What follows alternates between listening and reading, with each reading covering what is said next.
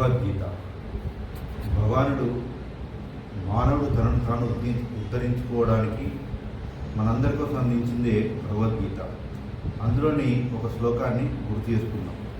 ఉద్ధరేదాత్మానాత్మానం ఆత్మానం అవసాదయే ఆత్మైవ ఆత్మనో బంధు ఆత్మైవ రిపురాత్మన.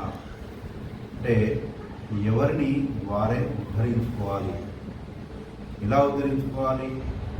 ధర్మాన్ని తెలుసుకొని, సత్యాన్ని తెలుసుకొని, ఆ ధర్మానుష్ఠానం చేస్తూ సత్యంతో అనుసంధానమే జీవిస్తూ ఉన్నట్లయితే మనల్ని మనం ఉద్ధరించుకుంటాము. ఎలా ఉద్ధరించుకుంటాము?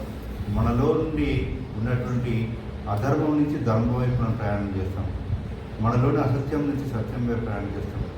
మనలో ఉన్న పిరికితాన్ని వదిలిపెట్టి ధైర్యాన్ని స్వీకరిస్తాం.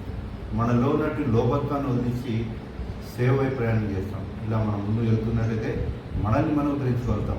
ఉత్తరేద్ ఆత్మానాత్మానం ఆత్మానం అవసాదయే ఆత్మైవ ఆత్మయో బంధు ఆత్మైవ రిపురాత్మన. ఇలా ధర్మానుష్ఠానం చేస్తూ సత్యంతో అనుసంధానమై సేవ చేస్తూ మనల్ని మనం ఉద్ధరించుకోవాలి. లేని పక్షంలో మన సరికాని విషయాల వైపు మన మనసు మళ్ళినట్లయితే ఆ సరికాని విషయాల వల్లనే మనల్ని మనం చెడగొట్టుకుంటాం.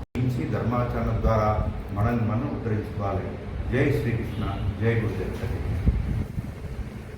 జై భద్రీ.